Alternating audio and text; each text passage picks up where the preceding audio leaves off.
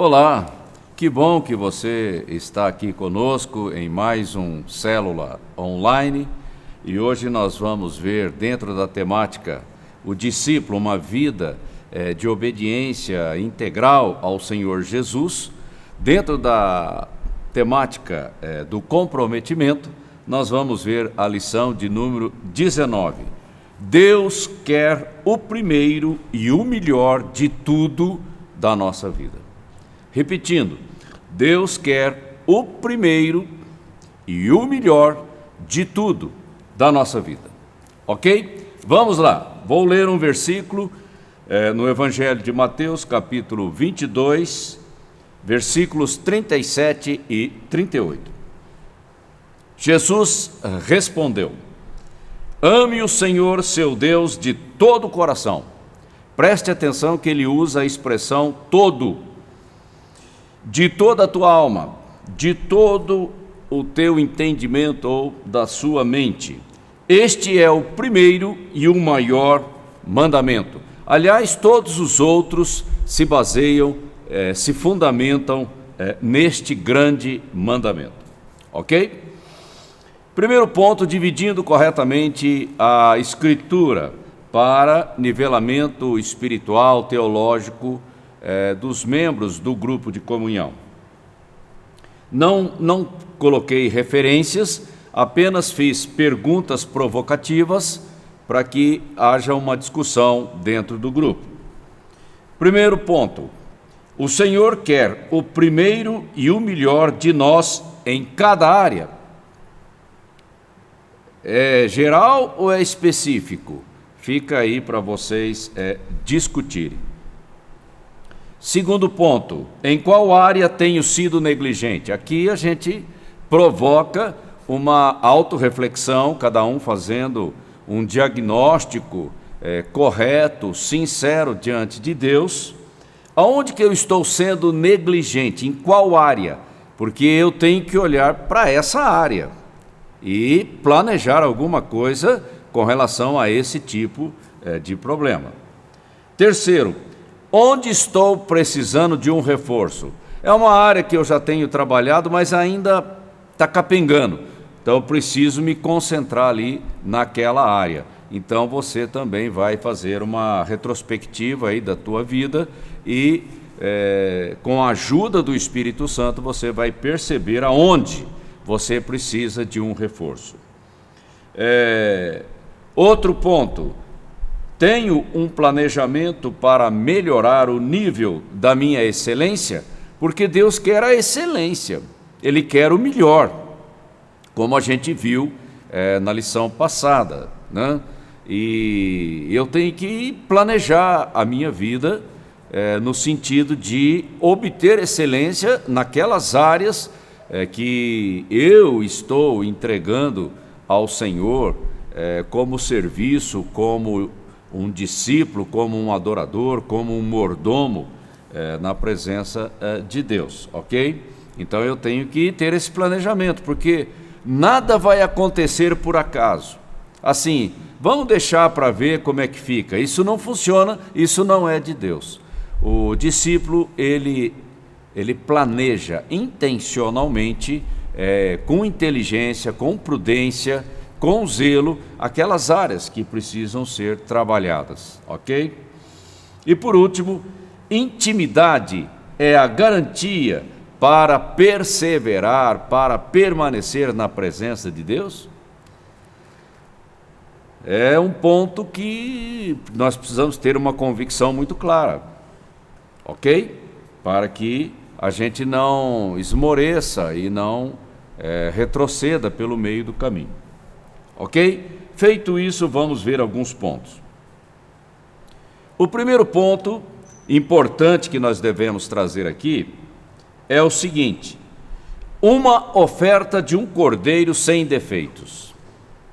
Deus estabeleceu isso lá no Velho Testamento. Nós não vamos entrar em detalhes de toda a situação ali do Antigo Testamento, mas vamos pegar a lição espiritual daquilo que foi dado lá atrás e na luz do Novo Testamento entender o que Deus está querendo da nossa vida. Um animal sem defeito significa que eu não posso entregar as áreas da minha vida pela metade, de qualquer jeito.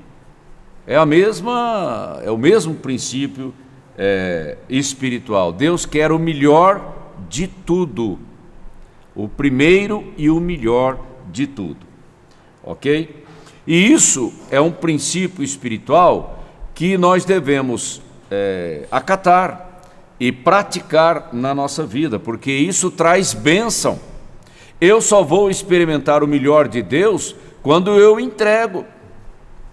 Não dá para querer o melhor de Deus entregando menos. É complicado, não é assim que funciona. Uma entrega integral, uma obediência integral, eu vou conhecer o melhor de Deus na minha vida. Esse é o princípio espiritual que nós devemos acatar, ok?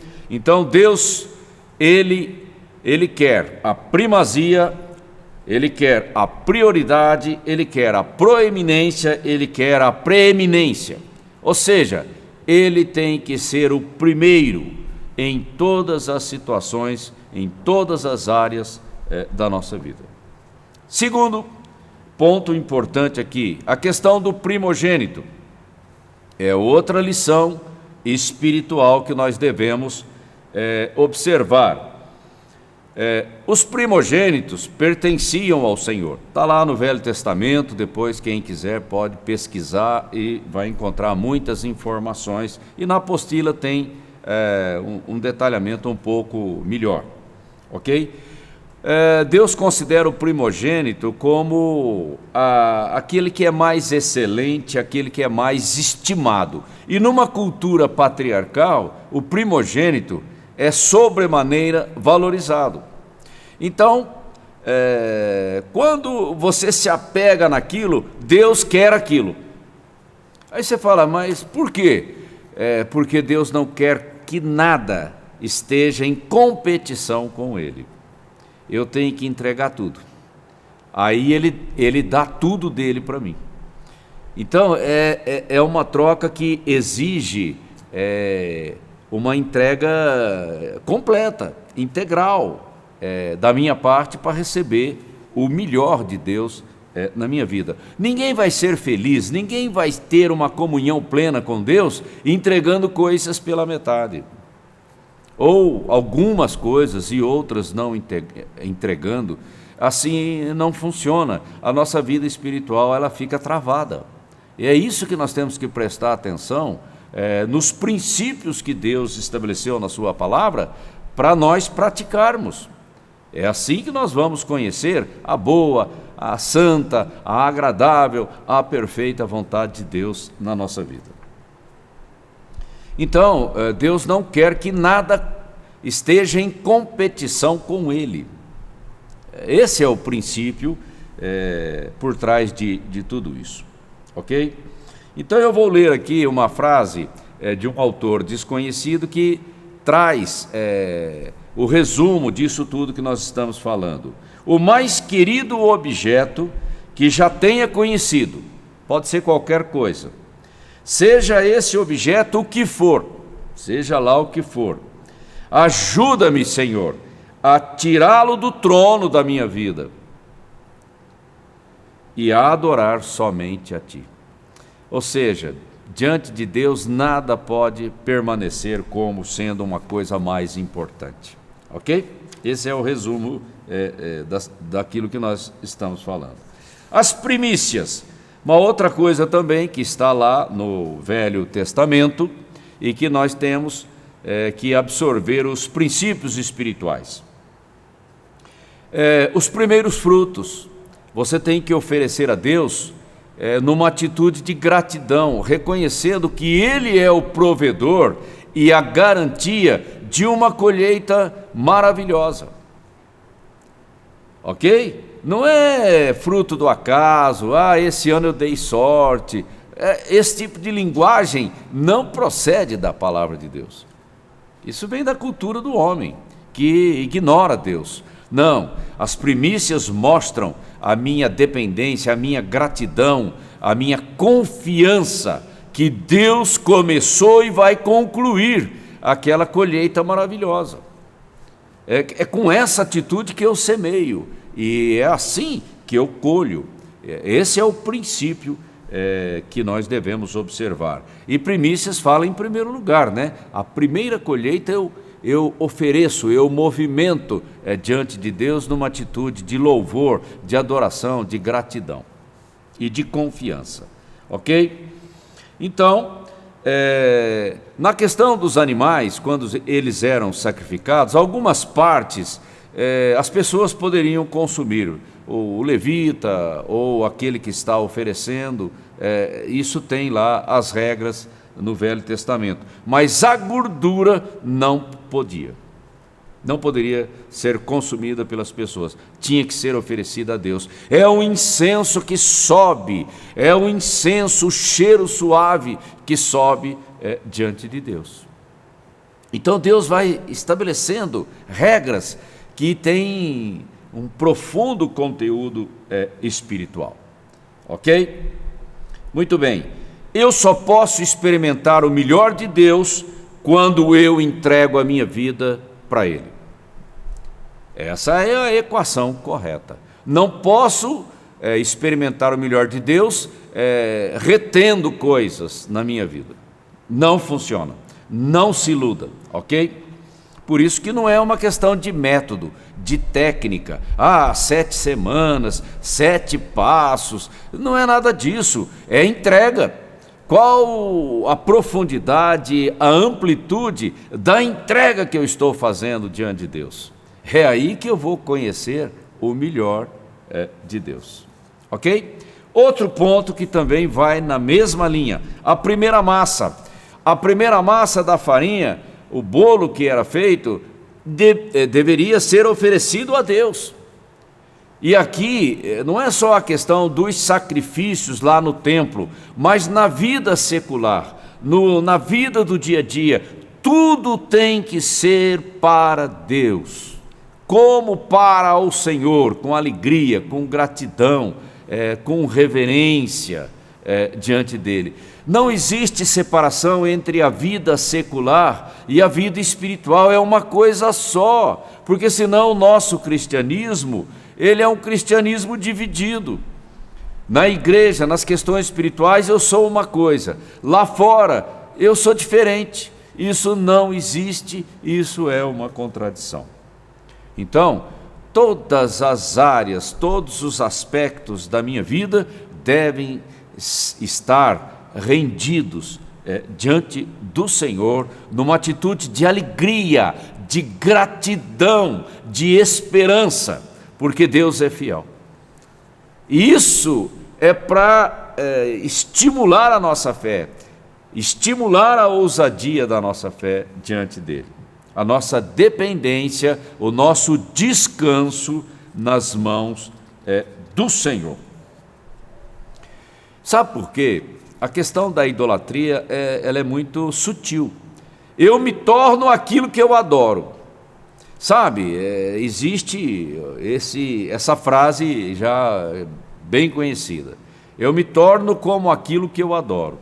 Se eu estou adorando algo que não é o próprio Deus, eu vou acabar errando o alvo. Quando eu olho para Deus como alvo da minha vida, como o objetivo primeiro da minha vida, eu me torno como Ele, ou seja, a minha semelhança com Cristo, o exemplo perfeito de obediência integral. Então eu tenho que olhar para Cristo e seguir as pisadas do Mestre, porque esse é o plano de Deus, do nosso Pai, para a nossa vida, que eu me torne semelhante a Cristo. Veja bem, pensamentos pequenos, pensamentos carnais, mundanos, terrenos, pensamentos de incredulidade a respeito de Deus, só é tóxico na minha vida. Isso é tóxico na minha vida. O pastor Pérez trouxe uma mensagem no domingo que salientou muito esse aspecto, de eu me encher com a palavra de Deus, que é uma palavra de fé, é uma palavra de vida, é uma palavra de esperança. Aí isso vai trazer uma renovação na minha vida e a manifestação da graça de Deus na minha vida. Ok? Muito bem.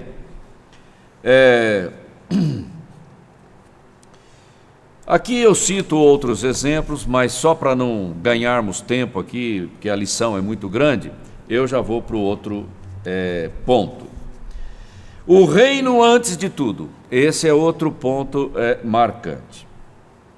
Isso ficou bem claro ali em Mateus capítulo 6, versículo 33, quando Jesus disse: buscai, pois, em primeiro lugar o seu reino e a sua justiça, e todas estas coisas vos serão acrescentadas. Não adianta andar ansioso, desesperado, ficar em pânico por causa das adversidades da vida. Eu tenho que confiar em Deus.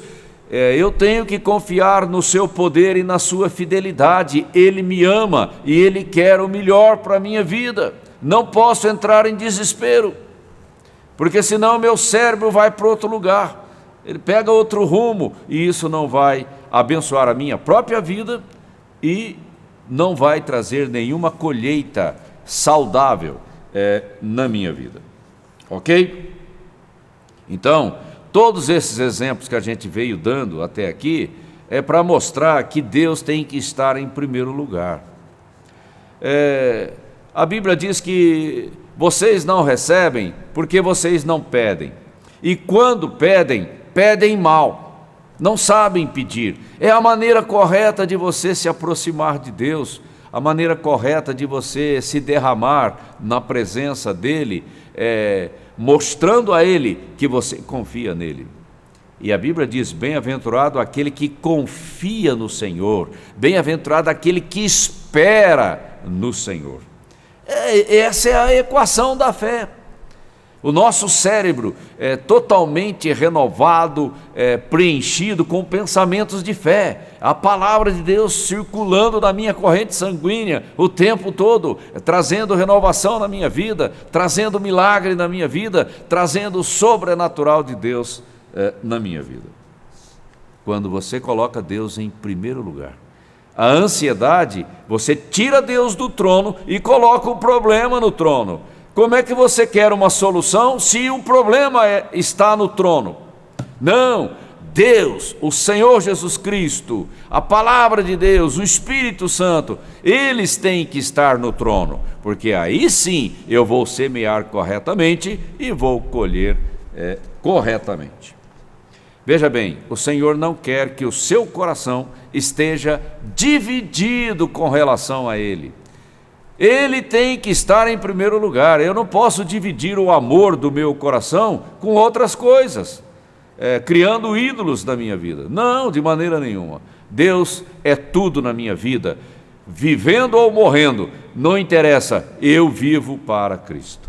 Eu vivo para glorificar o seu nome. Então, Deus em primeiro lugar. Ofertas imperfeitas é uma outra situação também que está lá no Velho Testamento.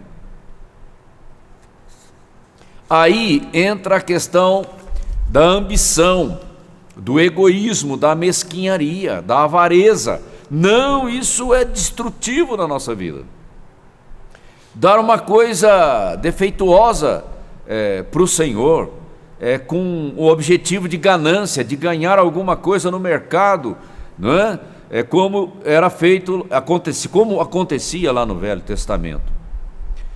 Deus não aceita nada defeituoso, nada com problema, sabe? Ele quer o melhor. Por isso que a cultura da excelência, ela deve fazer parte do nosso dia a dia.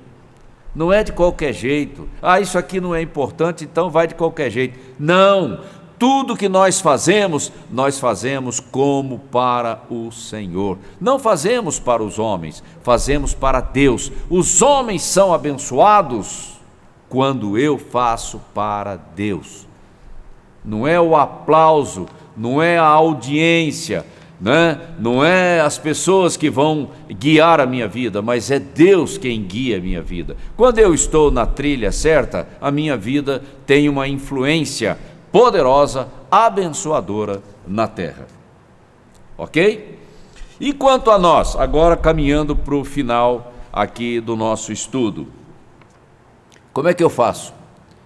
Lá no Velho Testamento, Deus deu essas instruções, tinham problemas por desobediência, mas agora trazendo para a minha vida hoje, a vida da igreja, como é que deve ser o meu comportamento e a minha atitude? Tudo que eu fizer é para Deus, tudo que eu fizer é com alegria, tudo que eu fizer é com gratidão no coração, tudo que eu fizer é para abençoar pessoas. Essa é a regra para mim e para você hoje na dispensação da igreja. Olha, quando eu abençoo alguém, uma pessoa, eu estou fazendo algo em nome de Deus, em nome do Senhor Jesus Cristo. É com esse objetivo, é com essa intenção clara, com essa convicção clara no coração, que eu estendo as mãos para abençoar a vida de uma pessoa, ok? Isso é importante, é maravilhoso. Eu trabalho, eu existo em função do nome do Senhor e do seu reino. Então, quando eu ministro como um representante de Deus na terra. É assim que nós caminhamos, é assim que nós trabalhamos o tempo todo. Não interessa se é uma questão religiosa, espiritual, ou se é uma questão da vida secular, porque não existe separação dessas áreas no cristianismo autêntico. Vamos para a aplicação pessoal. Eu preciso reconhecer as minhas falhas, as minhas fragilidades, com humildade, e buscar intensamente, com sinceridade, o Senhor, para que Ele traga correção na minha vida e eu volte a estabelecer o Senhor como alvo prioritário de tudo e de todas as áreas na minha vida. Não posso perder tempo, eu tenho que correr, porque o relógio não para, e eu tenho que correr e apressar essas mudanças na minha vida, para que eu não compareça diante de Deus, no tribunal de Cristo, de mãos vazias, ok? Não falte das reuniões do seu grupo de comunhão, seja uma pessoa firme ali, ajudando, apoiando, amparando os seus colegas. Não se isole, não é hora de se isolar, é hora de nós nos unirmos e estarmos firmes como família.